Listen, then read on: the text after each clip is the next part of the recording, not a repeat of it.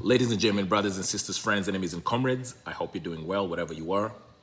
I want to give reasons, a deeper look at reasons why Azimio lost these past elections and why what Raila is trying to do right now is not going to succeed. There are several factors, but before I get into that, please, if you haven't subscribed, go ahead and hit that subscribe button, like, share, and comment if you disagree with anything I say. This is an open discussion, okay? All right, let's get started.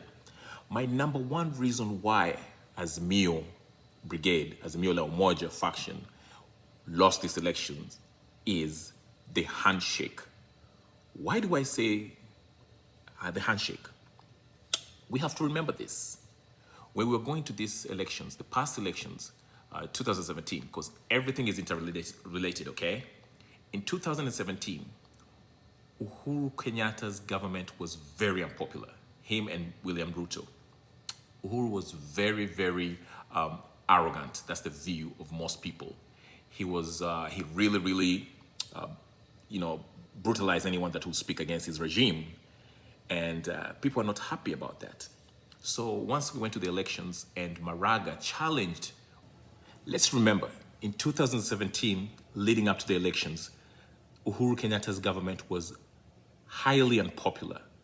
People did not like him because of his arrogance, and the economy was tanking, and the loans, all the loans that Kenya were taking on behalf, the government was going to the IMF, France, and other Western countries, borrowing. The food prices were going up. I mean, the country was in a mess.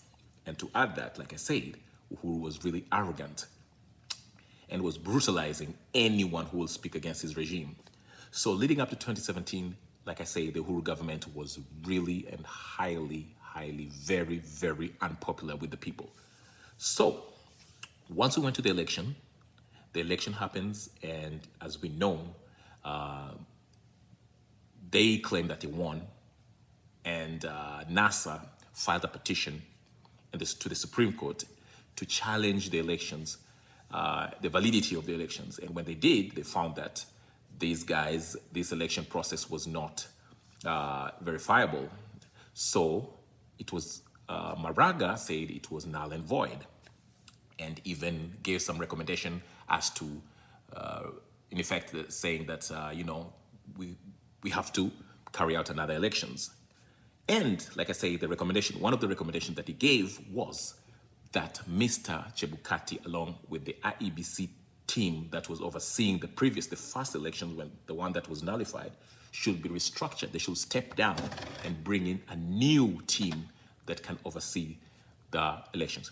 That was not done, okay? So quick fast forward to October 26th, Uhuru's birthday. He's the one who ran against himself. Azimio boycotted that elections, and of course he declared himself the president. Okay, this was still highly unpopular, and there was violence, protests, and all other things that followed. We all know that what happens. Uhuru was still unpopular, and people looked at him as the brutal dictator that he is, the drunk, brutal dictator that he is. So when Raila went and shook hands with Uhuru Kenyatta, it kind of left a lot of people wondering, why did he do this? Okay, why shake hands with the very person who was brutalizing your supporters? So once this handshake happened, this led to a huge number of the Azimio followers disfranchised. They felt left out. They felt that this handshake was not benefiting them. And same on the other side, the PNU side, the Jubilee side, a lot of people feel disgruntled. They feel like this handshake is not going to benefit them as a party or as a coalition. So there was a lot of, Uhuru and Raila's handshake was not popular. And this led to some other forces that came together, which will finally bring down this Azimio faction. So I gave you number one, the handshake is number one. Number two, Ruto's mistreatment by President Uhuru. While this handshake went on, we saw how Ruto was being ostracized by his boss, then President Uhuru Kenyatta. He humiliated him publicly and privately, and we heard about the story. And this is what led to the UDA and Kenya Kwanza faction. They call it Tanga Tanga. They call themselves Tanga Tanga at that time, okay? They were kind of famous because Mr. Ruto at that time, he basically started campaigning, going all over the country, getting prepared for the next elections. While this was happening, Mr. Uhuru Kenyatta and Raila Odinga, they started their whole BBI thing, shenanigans, that they try to tell the people to vote for. They tried to have a referendum, and most people didn't like this because they looked at it. They viewed it as two people trying to create something that will keep them in power forever and keep their friends and relatives in power. So it was rejected by a majority of the Kenyans. And guess what? Then President MP, President Ruto, so there's an opportunity to paint these two, Mr. Raila Odinga and Kenyatta, as dynasty, okay? Watoto wa watu ambao the rich folks. These kids, these are the rich folks. But before I do that, here is a clip by John, I forgot his name, Mwangi, Mr. Mwangi. He agrees with me essentially why people did not like Uhuru Kenyatta. Take a listen. Uhuru is lazy, he's very lazy, and then he's very entitled.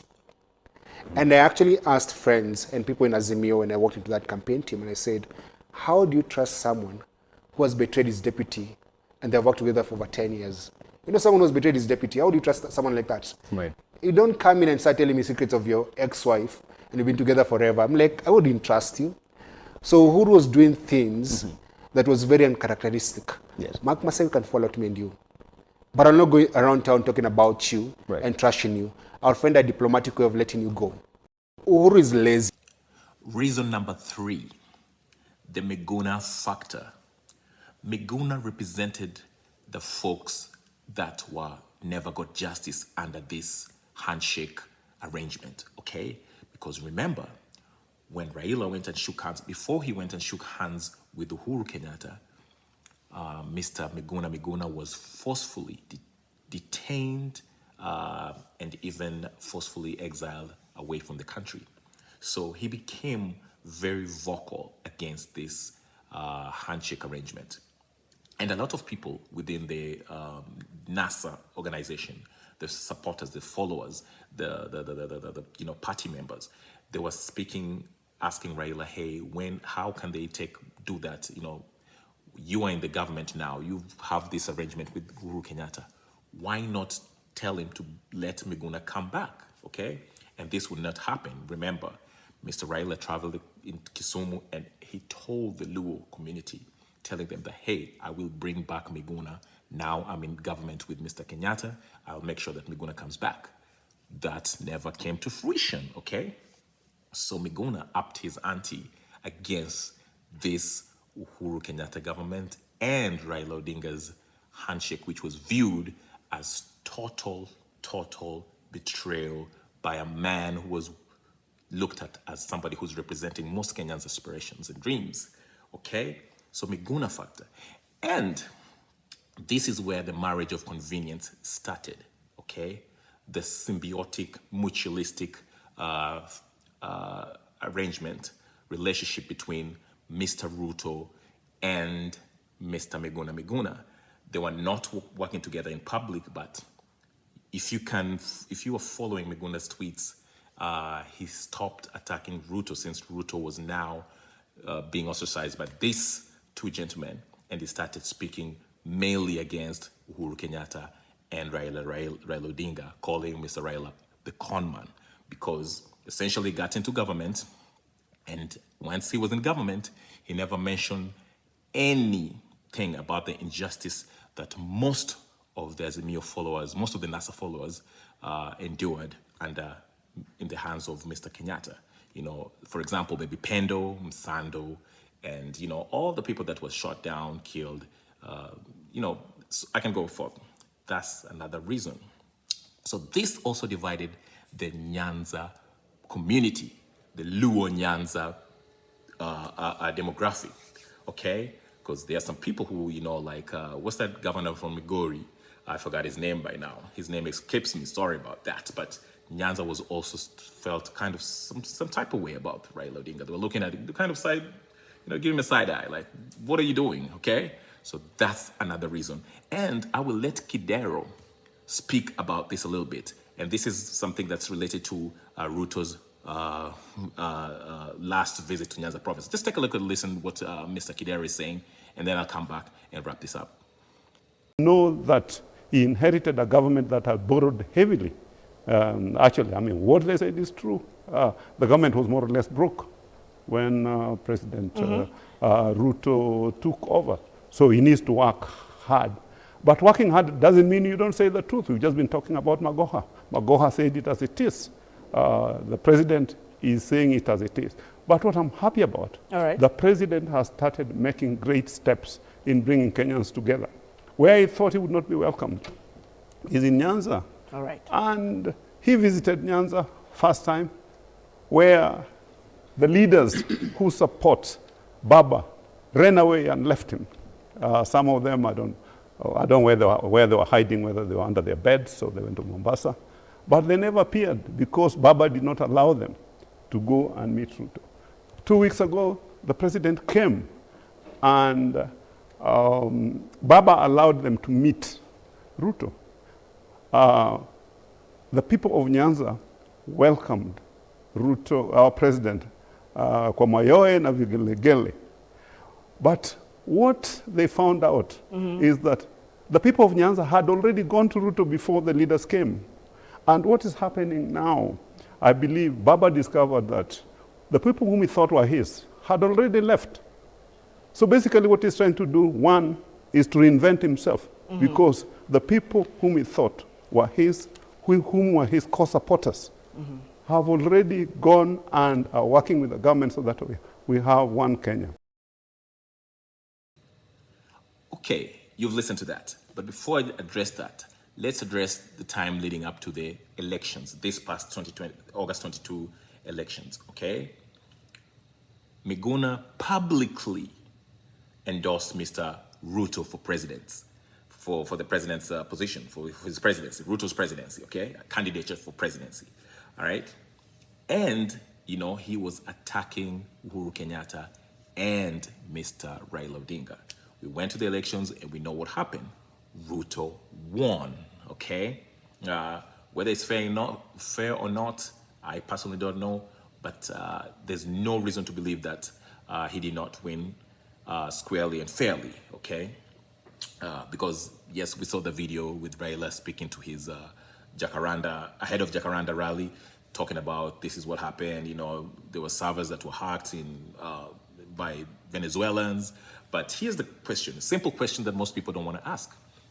If he had that whistleblower, the evidence that whistleblower is giving him now, why didn't he table that evidence while they went to, when they petitioned to the Supreme Court? Okay, why didn't he do that? Okay, so I'm not, I'll not offer my opinion on that.